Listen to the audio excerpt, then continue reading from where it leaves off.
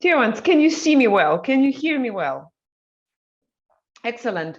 It's one of the most exciting parts of the capstone experience because this is the time where I can actually see my wonderful students coming back. And this is also the time where our capstoners, especially now, can see how many cool things you can do with our degree. Being a communication scholar or communication maker, communicator, and it's cool to see how you all sometimes come back and join us. Dear ones, this is how it's going to be. I will be silent, which is very rare for me. And Savannah, my name is Julia. I am introducing myself to you because I didn't have the pleasure of knowing you in person, but Sam and Laura are my former absolutely adorable students, and I'm super happy that that coincidence brought them back to me, even for those 50 minutes. This is how it will be. I would kindly ask you to tell us a little bit about yourselves. Everybody had a chance to read your biographies, but once again, you were students. You remember how things roll down. So just give us a little bit of info on who you are and who you are personally, but also professionally, and also tell us about your wonderful journey to who you are now. And then we will have an interactive Q&A using either chat or open mic. We have 50 minutes in total, so I would say about 10 minutes to tell us about you, and then the rest of the time we'll talk. Okay? Cool. I will mute my microphone and let you introduce yourself the way I won't even be able to, because you know yourself best.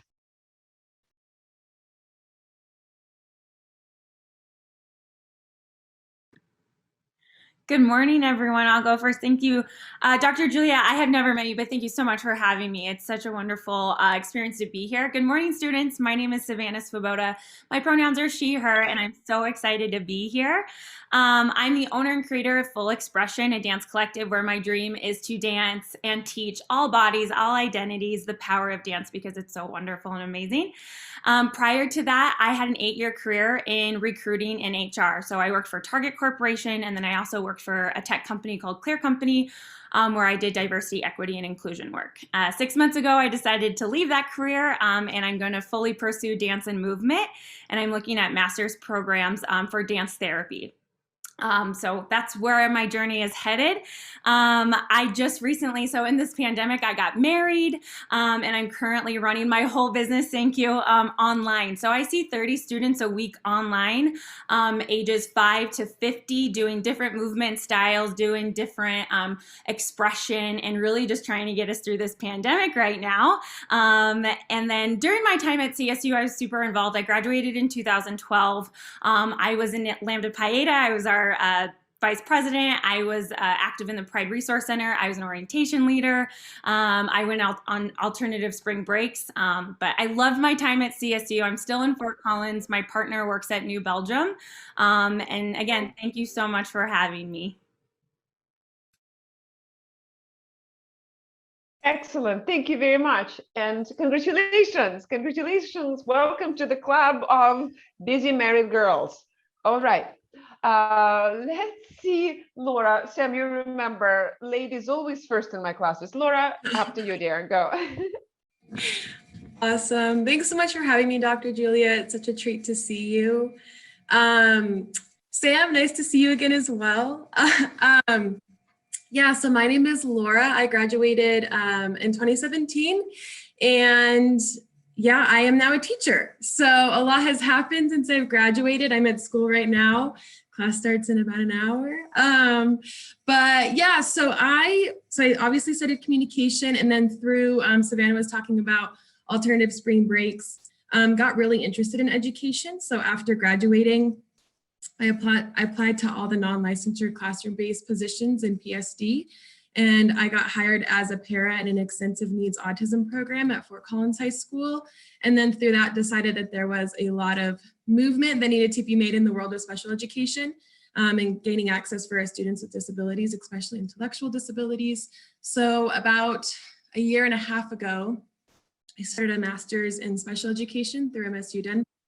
And that is what I am still doing while teaching. I got really lucky and I'm on a temporary eligibility, so I get to teach and learn at the same time. I'm ready to wrap up this semester. I've got one more semester of grad school.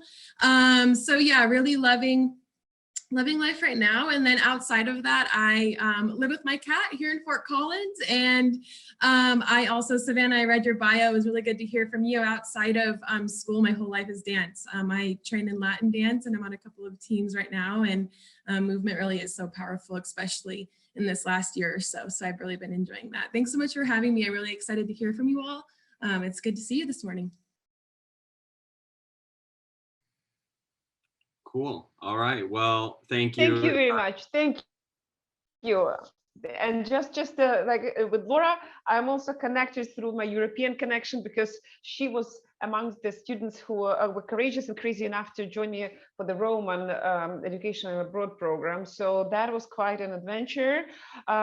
We promised, it's an honor promise, whatever happens in Rome stays in Rome, but that was one heck of a summer. So it's wonderful to see Laura coming back. And now Sam is my absolutely favorite Sam of all times. And believe me, I had a lot of Sams, I thought. So he's right now in my absolutely favorite American city. Sam, now up to you. Thank you. It's so lovely to see you. You students are so lucky to have Dr. Julia. She was my all-time favorite professor and the only one I still keep up with. So it's very nice that she's moderating this. But hi all, my name's Sam Melcher. I graduated in 2017 and in the comms department, as well as a degree in journalism. Following my graduation, I did the whole kind of New York dream thing, and I had no job lined up, no place to live. And I just came to the city with 2 suitcases and a dream. And it was a wild ride that first like 6 months, but I was able to find some apartment in Brooklyn. And then I found a job in about a month later, and I've been working in PR ever since. So that's kind of the route I knew I was going to go in throughout college.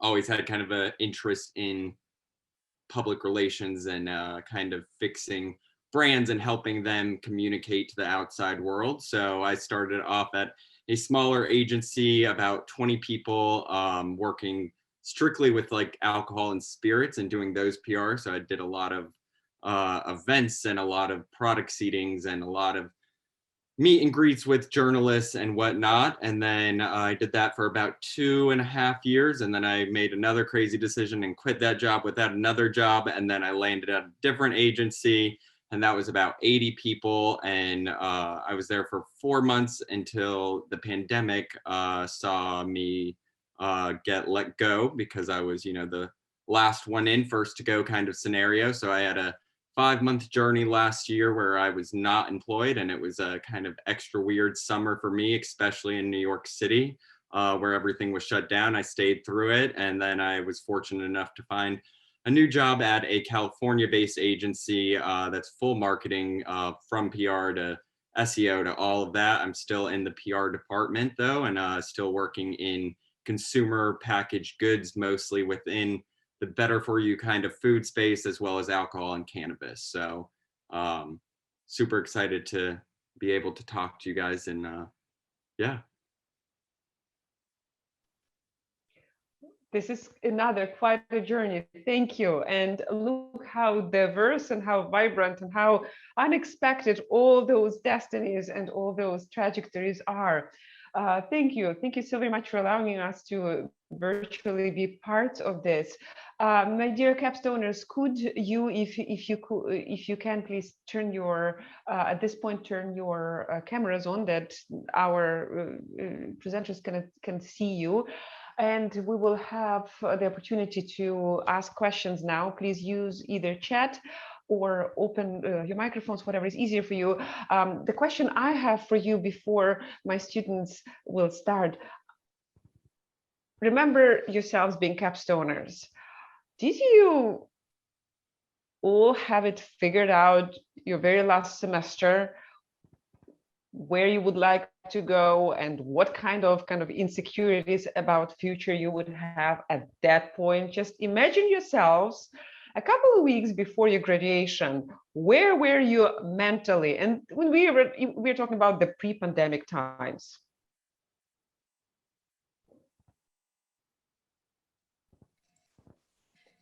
I can hop in. It wasn't until around this time of year in my 4th year at CSU that I started thinking about applying to jobs. So to answer your question, I had absolutely no idea where I was headed. I just kind of let the one interest I had at the time guide me. I knew I was really interested in at least learning more about education. And I have connections. My mom is a director in my hometown for her school district. And so she was like, you should apply to be a paraprofessional. You don't need a degree for that, you know? So I did. And kind of at that point, I think it was the end of April of that year, I started applying to jobs and I got one interview and it worked out because I had a connection.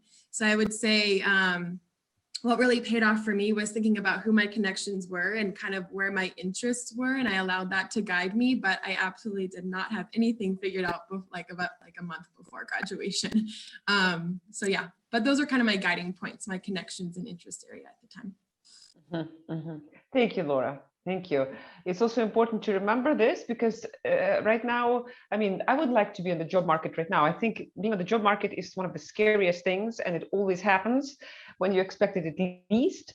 And since you are connected to this Department of Communication Studies, we also have this additional layer of explaining to the rest of the world what the degree in Communication Studies actually is. Because if you study electrical engineering, it's a little bit more straightforward and there are fewer questions.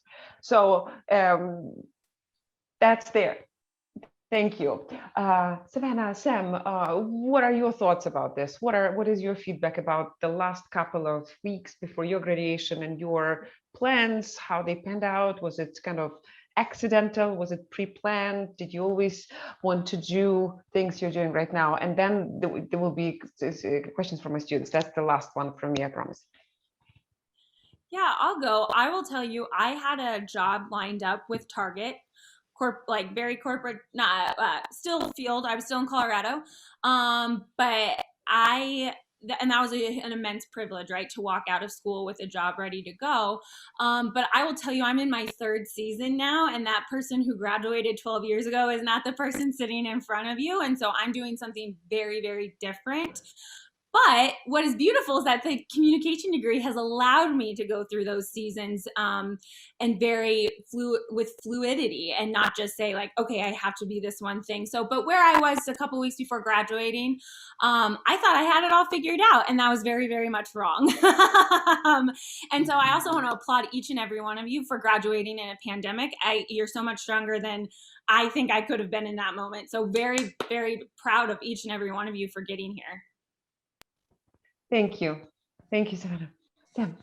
Yeah, on my end, I was in a very stressful boat. I had been applying to jobs probably since February, solely in New York and Boston. I knew I wanted to be kind of in a bigger city. I was born and raised in Colorado, so I wanted to get out, but no one was emailing me back. So it was a very stressful time. And that's kind of when I realized I had to be in New York to get a job. And so that's when I kind of just booked a one-way flight one random night, probably around this time for August. And then I used that last summer in Fort Collins to gain some more experience. And I took an internship at a local agency in Northern Colorado, but yeah, no job lined up or anything. So it was definitely an adventure, but kind of all worked out. Cool. Thank you very much. Thank you.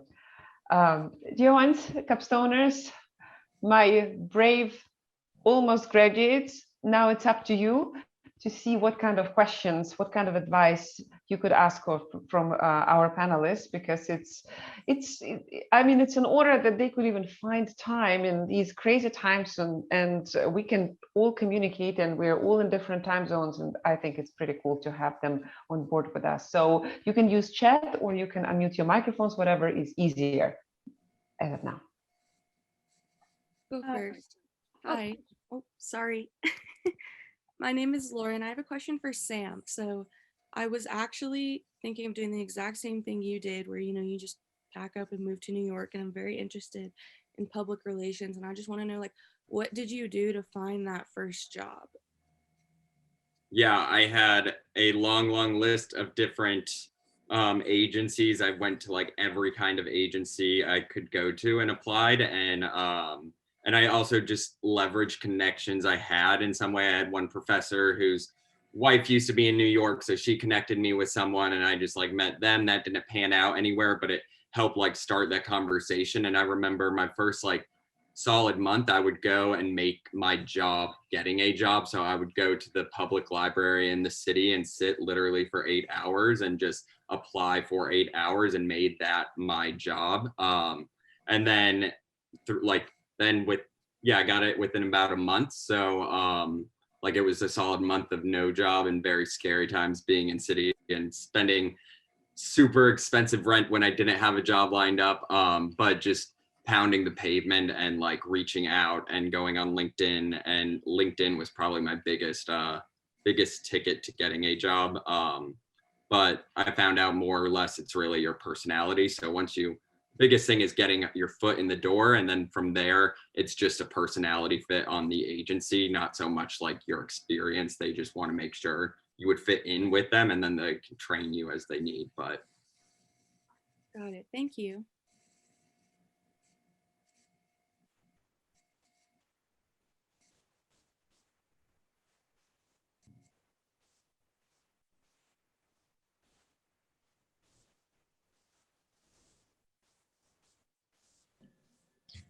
Hi there. Yeah, this is kind of a general question for the three of you. Obviously, times are very different right now. We're coming out of this pandemic, and you know, something I don't really know if this can connect, but entertainment is something. Business and entertainment is something I'm very passionate about, and it's kind of where I've concentrated my jobs and you know what I've done for the last 4 years for what I want to do next. Is there anything, you know, being in the workforce right now, being in the working world, is there any advice you have, if any, about kind of how to approach taking those next steps during the times that we're in right now? Because I just know that it is, stuff can be more difficult in a sense, I guess.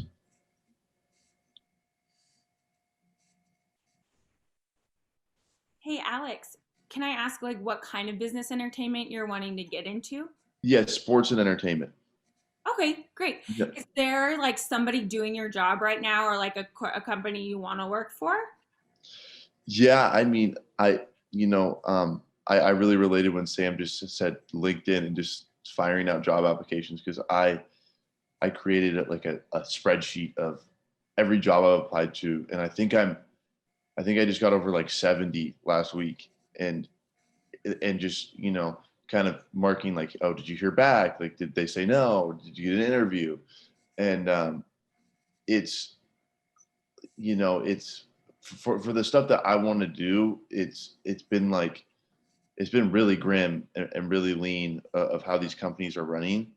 And obviously sports and entertainment right now is probably one of the most difficult, because, you know, I've gotten to the point where with these companies where I have gotten, you know, an interview or a Zoom meeting with someone there, and they're like saying, hey, you know, you're qualified, but we literally don't have a position for you unless you're a, you know, like a senior video editor, or you know, you want to clean toilets. So it's kind of yeah, to answer your question, sports. Yeah, thank you so much for clarifying. I just asked, as somebody who can thought about a career in the industry, not specifically sports industry, but the dance industry, right? I will give you some of my insight. Don't go into it right now thinking like, I want to be a news anchor or a sports anchor or whatever you want to do exactly. Go find something that's going to help you get there. When I was 18, I wanted to own my own dance studio, and that's not going to be a reality until I'm 33, right? And so that it took me a long time to get there. And also realizing what's going on in your industry right now. What are the nuances? What are the political issues? What are the social issues? How can you maybe get yourself in that way? Because if you're paying attention to those issues now, 10 years from now, you're going to be ahead of the game, right? And so I would say maybe find a different avenue than the exact thing that you want to do. And then also go on Instagram, go see what these people are doing on the side and see if you can contact them. If you find somebody, you're like, you're doing what I want to do, pet their ego, go buy them a cup of coffee, go see, like, go reach out on Instagram, because you'd be surprised how many people want to actually help and give voice to their experience. Awesome. Thank you very much. You're welcome. I'll jump in too, Alex. And you said that a lot of what you've done in these last 4 years has been pretty related to where you want to get a job and what your interests are. And from my personal experience, whenever I decided to apply to Poudre School District, I knew one human in Poudre School District, and having that connection and dropping that name in the interview that I had is what I think part of what got me the job. And so I would really say to, like, think about who your connections currently are and who they might be able to connect you to, and all the relationships you've worked so hard on while you were at CSU, and who you can speak to kind of, you know, get your foot in the door. Not that you haven't already thought about these things, but I think that those connections, even from like my extracurricular activities, is honestly what has gotten me to where I am now. Awesome. Thank you very much.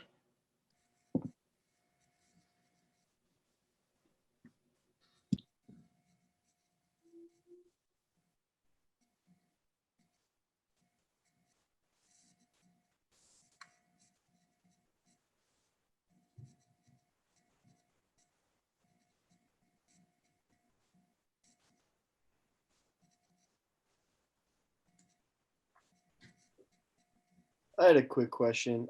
Is there like something on your resume that kind of stands out to employers than other things, or is it kind of just more like experience kind of stuff that they look for?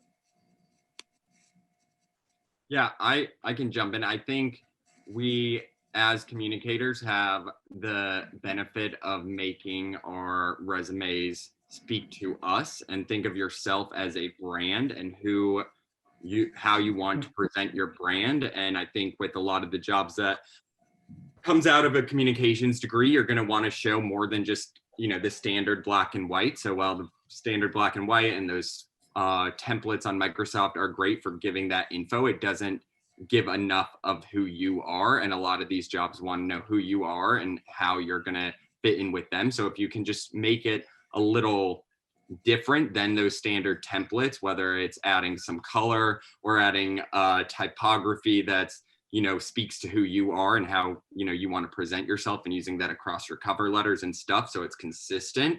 I think that's helped me a lot. It makes it kind of jump out and stand out without being just so bland and black and white.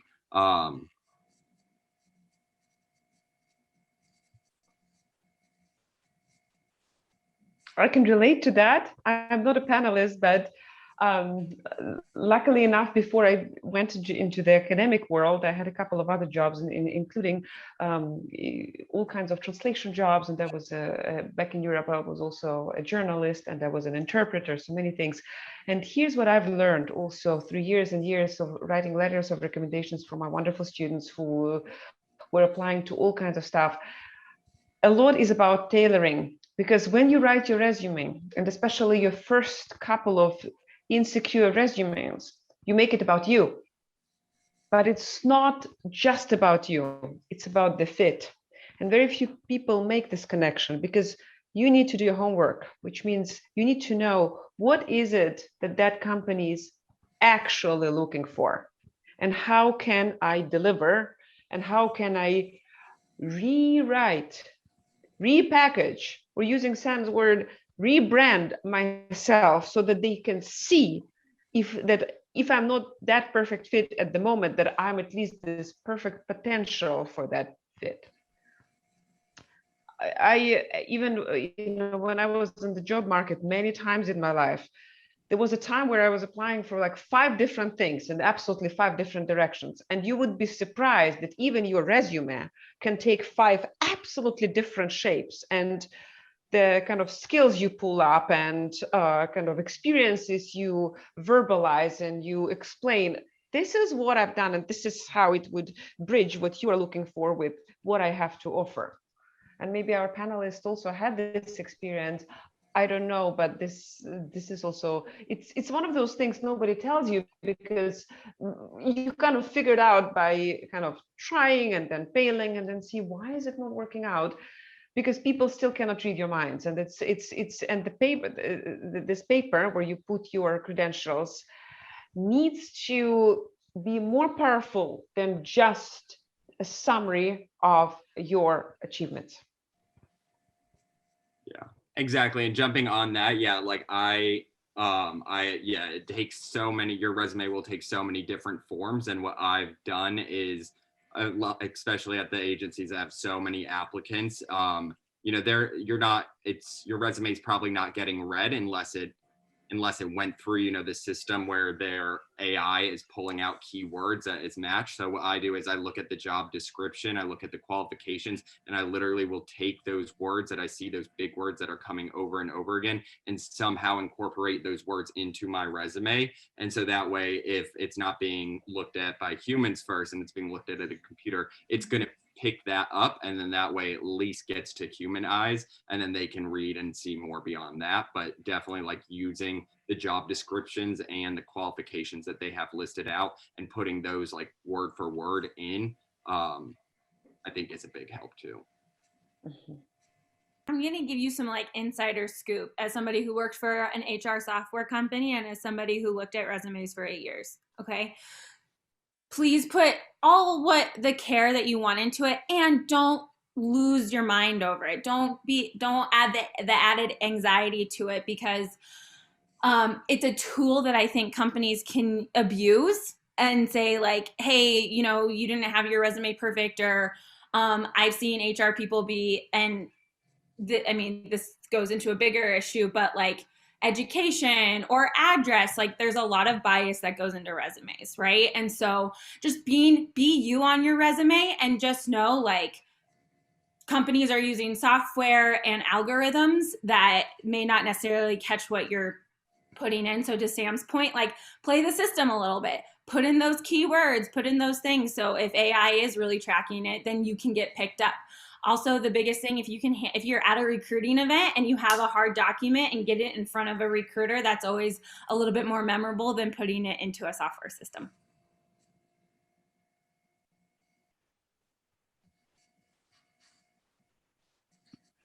So I have a question for Sam, because I also want to work in PR, and I've been kind of struggling because my internship was not in PR at all. It was in journalism, and so I'm wondering if I should just start applying to internships, or if I should like jump the gun and even without experience start applying to jobs as well.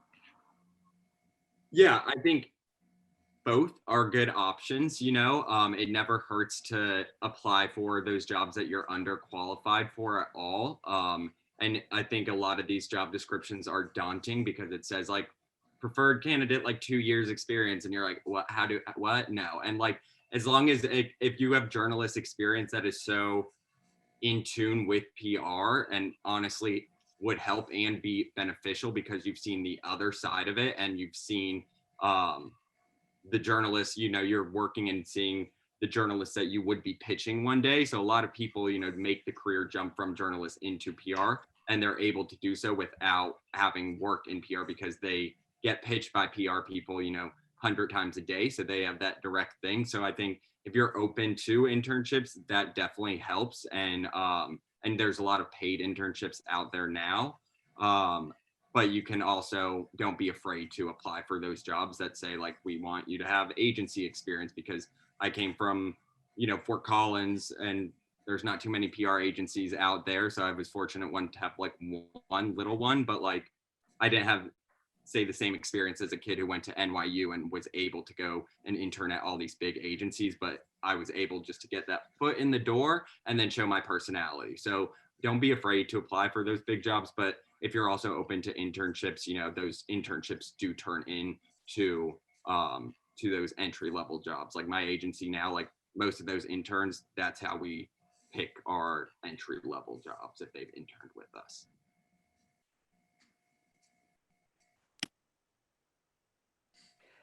That's awesome advice, because typically it's very intimidating to do those things for the first time. But after a couple of rounds of applications, even your self-confidence grows, because A, you tried, you played this game for a little bit. B, you learned skills how to actually communicate your personality, your persona, and also your professional goals to those places. And also by writing this, putting it down, you become more aware of what you can offer.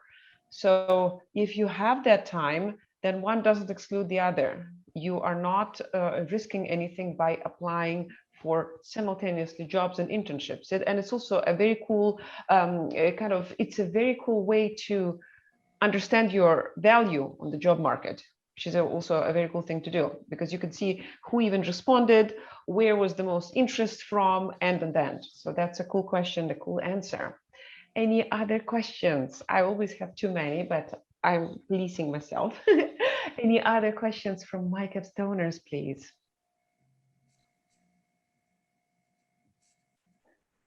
I was going to ask if you're not going into a job or career field directly, communication studies, how do you use your communication studies degree to your benefit in like the interview stage or the application period stage?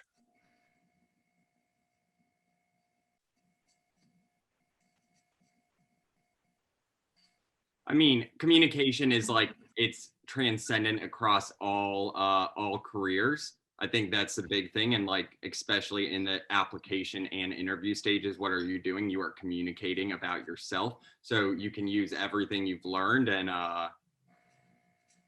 like down to the point of stroking egos and, and like convincing them. And like my degree was in both comm studies and journalism. And I knew I was going to go into PR, but I never wanted to give up my comm studies degree because the stuff I learned in comm studies was so beneficial and I knew it would help me down the line. So now even when I'm like writing emails and stuff, I remember like all of the rhetorical like theories and thinkings and all of those classes that really were beneficial. And it's so like ingrained in the back of my head. But yeah, I think communication is so transcendent across everything. So even if you're not trying to go after a comm degree or a comm career, like you can still use what you've learned and apply it to whatever career you're going into.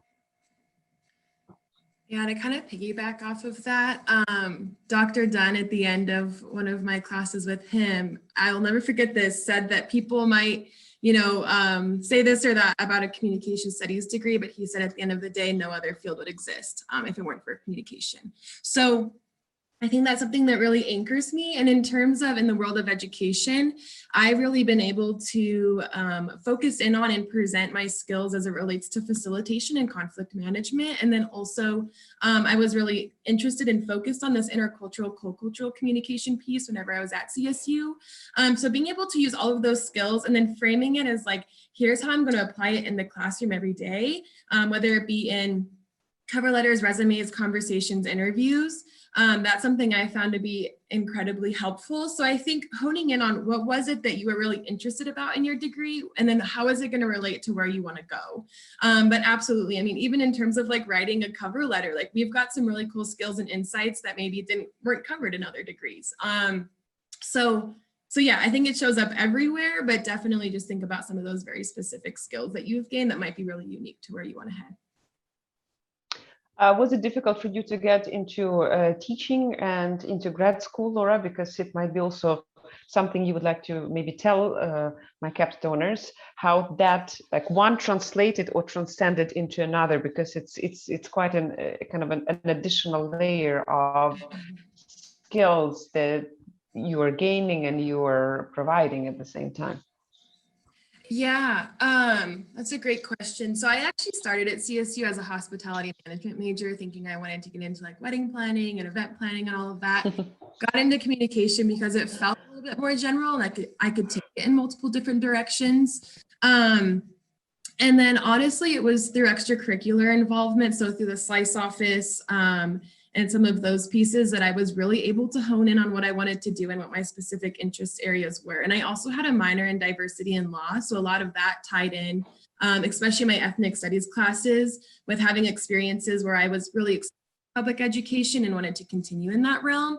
So I really look at, yes, communication as like my foundation, but there's so many things that came from that degree that got me involved on campus, that got me really interested in where I wanted to head next. And I knew that I could frame this degree in a way that would help me get to where I wanted to get to. So yeah, in terms of getting the paraprofessional position, it was so lucky because I had a volunteer gig at Fort Collins High School through the SLICE office and public achievement in my final year at CSU. And the one teacher whose room I was in, I was able to bring her up in the one interview I got, and that was with Fort Collins High School.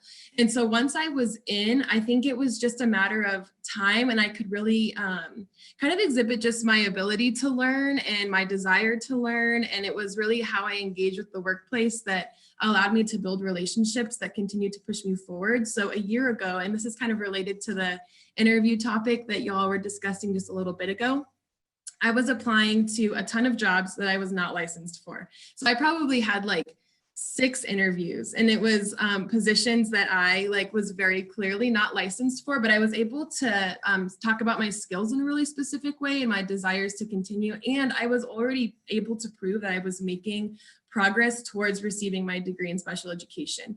And so I had received like 6 different interviews. And I will say interviewing is totally a matter of practice. So just apply to everything, especially online interviews. It is really a wild ride. I'm sure most people have had them at this point. But it is a matter of practice. And I say definitely go for the jobs that maybe even you don't feel like you're qualified for. Anyways, so through that, I was able to make even more connections in the district. And then my school, because of the relationships I had here at Fort Collins High School, they agreed to hire me in a position. It's in a different program in the school, but as an unlicensed, I'm not fully licensed, but I'm on a temporary eligibility. So they supported me through that entire process, which kind of got me to where I'm at. So it was just kind of a lot of different pieces coming together. But I would say, if I were to summarize all of that in one bit, it would be relationships. And from the university still are people that are supporting me and have along the way. And then I think just those relationships in the industry, and I'm really prioritizing that as you navigate your way to where you might want to be, if that answers the question. Very cool. Thank you. Savannah, what about you? I think I lost the original question. What was it? Oh, well, it's about many things, but about the skills that you learn at this degree, and then all of a sudden maybe you're required to do many other additional things, maybe even additional degrees. How do you translate one into another? Yeah, I was just so invested into what Laura and Sam were saying. A lot what Sam said too. I would dig in at the beginning of my career into my specific classes, because you get outside of school and people are like, what is a communication degree? And I took that personally because I put 4 years into this degree, and I'm a first generation student, and I was like, what is going on? I don't understand. And now I understand what the outside world sees. And so I brought pride into my degree. I was like, no, listen, this is what I did, and this is what I accomplished, and these are the professors that I meet. And most people don't fully understand what we do or what we take. And so I think it was a lot of self-advocating for me, and almost branding yourself, right? And then transitioning that. So, kind of comfortably, communication studies and HR kind of do this from the outside world, but just really navigate and finding out what you are really strong at and what you're really good at, right? And so finding your niche, finding your lane, and that takes trial and error. I have failed so many times. I have found out things that I don't want to do, things that I do want to do. But I feel like I sound very vague, but you're going to figure it out, and it's not always going to be very clear. But if you go to the core of what our degree is, we communicate what's going on within us, within society, and interpersonally. And if we can go down to if we strip it down to that, you can really do anything, in my opinion. Cool. Thank you. Any other questions from the students before I hijack it? Then I have to, because I'm an interculturalist and I'm an international, heavily accented European. So my question to all of you is at this point a bit cultural and geopolitical, because there are three things: the little bubble where you grew up and feel protected and loved and cared for. Then there is your college life, and now there is this life, which is your adult life you built on your own, but you are in very different places and they couldn't be more diverse. And Colorado Springs and New York City are two very different locations. So I wanted to see if there is any feedback about your aha moments about that kind of transition, which is an additional layer of adjustability, maturity. Maybe you had your highs and lows. Maybe there is anything where you discovered that actually I'm a big city boy, or actually I am kind of that type of person, because being on the job market is not just about the job. So what do you want to tell us about this if it's not too personal? You're all alive and striving, so I think it's not going to be too dark, but let us know. Yeah, I mean, I think I always knew I wanted to be in a big city. Colorado State was not my first choice, actually. Like, I envisioned BU or BC or NYU, and then I checked the pricing on that, and that was a no-go for me. So I kind of stayed in Colorado, and I'm so grateful because I loved my time at Colorado State. But following graduation, I was like, this is my time now to get into the big city. And there were a lot of scary parts, and there still is. I mean, I've left Colorado, but I still love the mountains and the outdoors. So that's a hard thing, in this city that I've given up. But again, everything's only an hour away. I can still be hiking, in an hour train ride away. So just finding different areas and finding, your community in New York. My family is still out in Colorado. So I came out to New York with nobody, and maybe I had one or two friends, but that was almost just as difficult. Was making my personal life in New York was probably more difficult than my career life, because it took me about a month to get a job in New York, and I was thriving in that job. But it took me honestly about a year to get where I was yes, New York is it for me. So if anybody has a dream of New York or LA or anywhere, I say give yourself a year, and that first year is going to be hard, and so expect it. But just hold out for at least a year, because you don't want to, look back in 20 years and be like, man, I only tried New York for 6 months and I gave up. And not that you give up in certain things, but I think just allowing yourself that year to grow and to make friends, because making friends in the adult world is so hard when you don't have classes or Greek life or anything. It is so hard to make friends in the real world. So I mean, I joined a kickball league, and that's how I found my community and whatnot. But I just think, yeah, give yourself time to grow, and don't be too hard on yourself if it doesn't all pan out within, the first 30, 50, 6 months into your new life out of college. Just be easy on yourself and know that it's going to take time and it's not going to be easy, but eventually it will, and it gets amazing, and you'll be so happy that you stuck it out during the hard times. Mm-hmm. Mm-hmm. Thank you. That's such valuable insight, Sam. Yeah, I think in terms of, I guess I can speak to the sticking around Fort Collins piece a little bit, which has been really interesting as well, in a really different way. Because I've still got people that I went to CSU with that I can say, hey, you want to grab a dinner, and that's really valuable. I will say though, to the bigger picture of post-grad is, like Sam was saying, find a community, find a hobby. I found that, especially before I started my master's degree, that keeps me quite engaged these days. But prior to that, it was kind of I just had the evenings to myself. I had no homework. It was okay, what do I do? Where do I need to go? And even though I knew people in Fort Collins, my community was changing drastically. And so I went to, actually a CSU friend invited me to go to a dance social at El Rio. And then from there, my community just exponentially grew. And so, yeah, definitely finding community, finding an activity, putting yourself out there has made all of the difference in my post-grad life, and has kept me really healthy in the work world. I think more so than not having that community. And also, like, for me, it's a physical, like, emotional outlet too, social outlet. So that's really huge. And then I think too, I'll say, it wasn't until post-grad that I really had the privilege of traveling internationally. And I found that coupled with leaving, like, prior to post-grad, I guess, CSU was Fort Collins to me. And then I left CSU. I got the chance to see some other places in the world, which was really incredible. And then coming back, Fort Collins really changed. It was like this very different experience because I had this opportunity to expand and grow. Like, I'd spent a summer in Costa Rica learning language, and I'd gone to Australia, and some of these different things that I was really lucky to get to have the chance to do. And upon coming back, found that I was shifting and changing, and suddenly Fort Collins was no longer CSU. Fort Collins was so many different things to me, especially as I got to know new people, and something about the community just completely expanded. So I think there's definitely ways, even if you're going to be staying in your communities or hometowns or Fort Collins after post-grad, of really digging into these new areas, it's going to expand it and make you feel fresh about your experience in that community. Cool. Thank you. And I would say,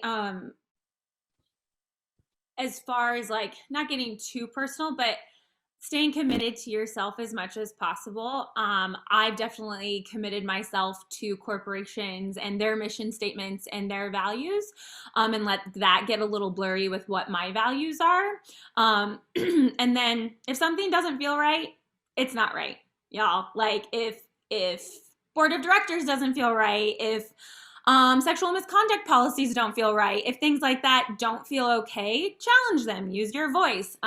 We are communicators, and we are the people who I think have the ability to articulate, especially in times when we're uncertain. But if you do not feel like you align with a company, or you are waiting to align with them, you will never. And that's why I left my last company.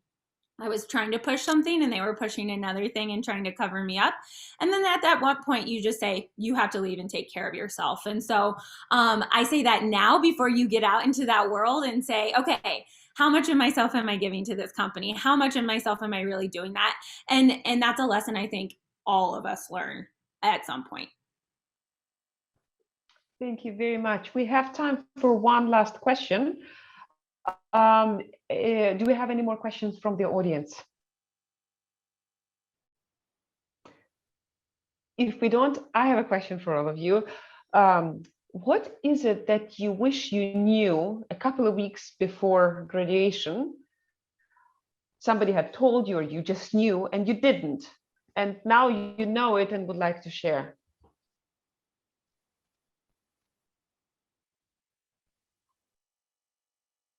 I know it's a very kind of philosophical, rhetorical communication based, but imagine yourself a couple of years ago. You think you know what you're doing, you're moving forward, you're doing all the right things, you're graduating, but there is something that you learned later for retrospective sense making.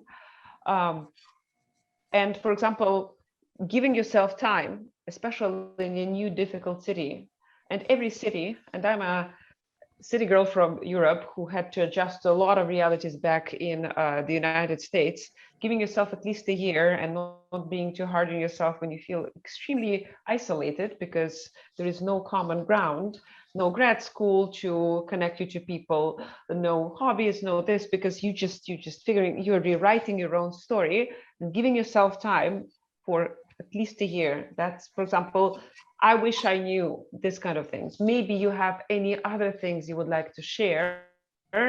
I wish I knew when I was graduating. I wish somebody had warned me, so that just to make lives of our wonderful capstoners a little easier when they will be in this relatively tough environment, challenging, exciting, very soon. I think I can hop in here. One thing I wish I had known in all of undergrad was to create more of a work-life balance. I think I was so school focused. I wasn't sleeping when I was tired. I wasn't eating when I was hungry, because what mattered to me was my GPA. And so I think that even in this process of finding a job, creating creating space for yourself to just be and enjoy wherever you can. And I think in work-life balance too, I do everything I can to leave this laptop at work on the weekends because I'm going to go dance. And it has improved my quality of life tenfold. So yeah, just giving yourself rest, creating time for rest and being really intentional about that. A quote I heard the other day, which I will leave you with, is free time does not mean availability. So prioritize yourself, even as work demands start to increase. Thank you. Thank you very much. It's incredibly valuable now. And I will tell you why I mean now. Remember how I can only relate in this regard to Sam and Laura. I didn't have the privilege to know Savannah, but remember how I terrorized you in classes and say, you're going to do this, but the moment the class was over, you were done with me, right? But right now, we have this additional layer of borders that are completely smashed by this pandemic, where this personal and kind of the professional became one, where you are taking classes, you're taking all the stressful things, you're bringing them home into your bedroom, into your living room. You can no longer protect yourselves properly from kind of life getting you in many ways.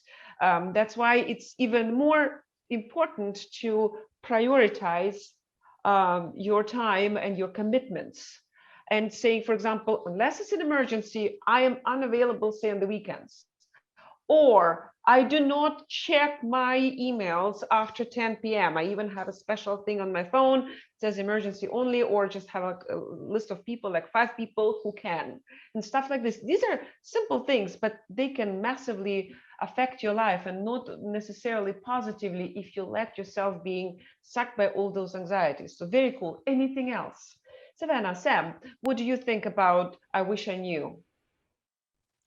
I mean, I'm literally just like, I have a photo of my graduation over here and I'm like looking at myself. I would say you're going to be okay, and it's going to suck sometimes, and it's not going to be that fun sometimes, but you are more equipped than you know. Like, this is what I would tell myself. You're going to be okay. It's going to suck, and you're more equipped than you know. And it's beautiful. It's beautiful, right? It's all beautiful. That's what I would say, Dr. Julia. Thank you, because it's also important to remember that after all the years of hard work you put into your college life, it's kind of, you naturally expect some kind of reward manifesting in the form of your perfect job, wonderful partner, new sexy life, and sometimes it gets worse before it gets better. And it's important to remember to get through those times, because sometimes it's like, and this is why I sacrificed my social life. This is why I had to handle all the roomies. This is why I ate, improperly for the last 4 years for this. So that's also a cool piece of advice. Thank you. Sammy, what do you have for us, if you have anything else? Because you already had quite a couple of cool things to say. Yeah. Just I'd say is like be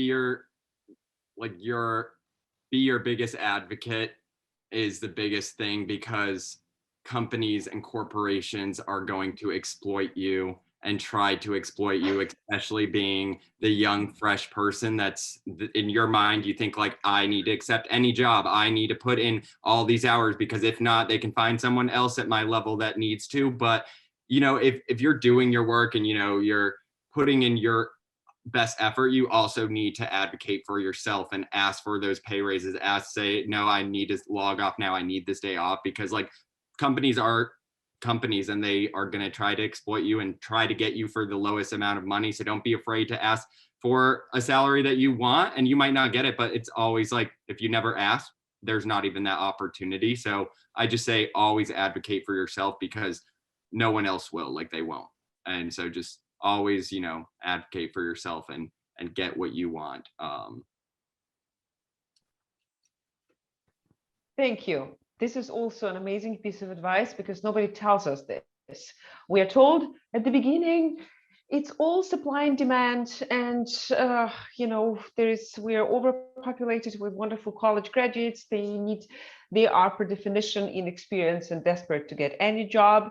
But the moment you catch yourself on your feet, it's time to also reevaluate what you offer and say, well, I matter. And when I matter, it should somehow materialize in your work-life balance, in your raise, in your reasonable work hours, in you not doing somebody else's job only because you're a new kid at the job. Cool. Very nice. Dear ones, I would love to keep you forever, but this is my egotistical thinking. Unfortunately, our time is running out because I need to let my wonderful capstoners be absorbed by the rest of their busy lives and classes, and for some even this odd thing called semi-graduation in the pandemic times, because guess what, today some of them will walk, just them, without parents, in their graduation outfits around oval, and it will be somehow transmitted to their loved ones. So we are in very insecure and very unique times. At least they will be unique, right? So thank you very, very much for joining us. Thank you for sharing your wisdom. Thank you for sharing your experience. Thank you for giving us hope, and also creative ways of thinking about our own future, our own next steps, our own avenues we didn't even consider. You brought us to different places. You made us think different about our degrees. You made us think about dance in New York City or in Fort Collins, or like all of this. My mind is just blown away by all the cool things I've learned from you today. And I hope I'm speaking for everybody who was with us in Rome today. If there is anything else you would like to, eventually give as a message, any final things, you're welcome to. If not, thank you, and I hope it was a cool, rewarding time for you as well. Thank you very much. Thank you. I'm just going to drop in my LinkedIn for if anyone has follow-up questions or whatnot. Yeah, feel free to add me on here. Message. Oh, this is awesome. Thank you very much. I'll make sure to share it with everyone. Thank you. Thank you so much. Thanks. Thanks for having us. Thank you, dear ones. Good luck, everyone. Congratulations. So thanks. Cool. Thank you. Bye. Congrats. Thank you very much. That was so cool. Thank you. And so good to see you. So amazing to have you back. Yes. That's my Roman girl. Look at that. I was like, I'll stick How around. are you, and see what dear? happens. Oh, it was so good to see you, Dr. Yeah. You have no idea. I've really been looking forward to this. This is so beautiful that it happened. That two of my most amazing people are back with me. So that's always that's such a treat. Oh, yes. Oh my gosh. And I connect with Heather and Lamore all the time, and we always talk about our trip. And I actually, sorry, it's the school bell.